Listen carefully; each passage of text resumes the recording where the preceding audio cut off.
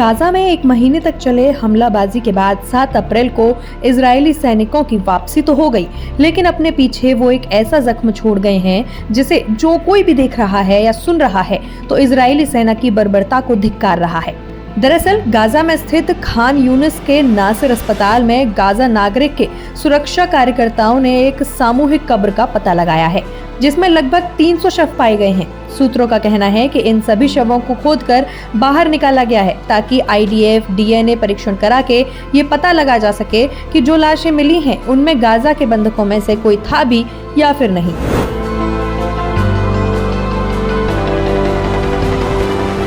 खान यूनिस शहर 1 महीने तक चले इजरायली हमले के बाद खंडर हो गया है, ऐसा कहना है खान यूनिस में नागरिक सुरक्षा के निदेशक कर्नल यामीन अबू सुलेमान का, जिन्होंने दफनाई गई इन लाशों के बारे में आगे बताया कि जो लाशें बरामद हुई हैं उनमें से कुछ शवों के हाथ पैर तो बंधे हुए मिले ही हैं, लेकिन इसके साथ ही इनमें कुछ फलस्तीनी लोगों को कथित रूप से निर्वस्त्र दफनाया गया और फिर हाथ पैर बांध दिए होंगे।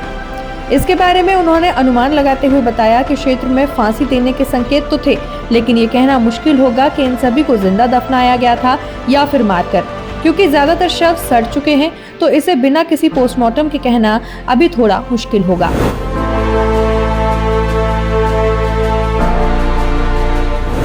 UN मानवाधिकार उच्चायुक्त कार्यालय ने गाजा पट्टी के स्वास्थ्य अधिकारियों का उदाहरण देते हुए कहा है कि गाजा युद्ध में 22 अप्रैल तक करीब 34,000 फलस्तीनी मारे गए थे, जिनमें 14,685 बच्चे और 9,670 महिलाएं हैं। साथ ही गाजा युद्ध में 77,000 से ज्यादा लोग घायल भी हुए हैं, जिनमें 7,000 से ज्यादा लोगों को मलबे में दबा हुआ बताया गया है। वोल्टर टर्क ने कहा है कि हर 10 मिनट में एक बच्चा जख्मी या मौत के घाट उतरता है। हालांकि बच्चों को वॉर के रूल्स के चलते प्रोटेक्शन हासिल है, मगर फिर भी बच्चों को सबसे भीषण कीमत चुकानी पड़ रही है।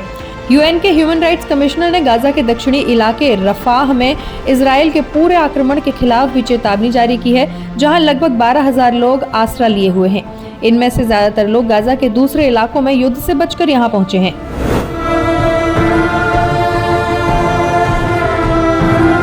इस्लामिक सहयोग संगठन यानी कि ऑर्गेनाइजेशन ऑफ इस्लामिक कॉरपोरेशन ने इजराइल के इस भयानक नरसंहार की कड़ी निंदा करते हुए एक बयान जारी किया है, जिनमें उन्होंने कहा है कि सैकड़ों घर के बेघर हो चुके लोगों, बीमार, घायलों और मेडिकल टीमों को सामूहिक तौर पर फांसी देने और दफनाने से पहले उन्हें बुरी तरह टॉर्चर किया गया, जो इंसानियत के एकदम उलट है। OIC ने मानवता के खिलाफ अपराध, वॉर क्राइम और आतंकवाद की जांच की मांग तो की ही है, मगर साथ ही इस इंटरनेशनल क्रिमिनल कोर्ट और इंटरनेशनल कोर्ट ऑफ जस्टिस को भी इसके प्रति अपनी जिम्मेदारियां निभाने पर जोर दिया गया है।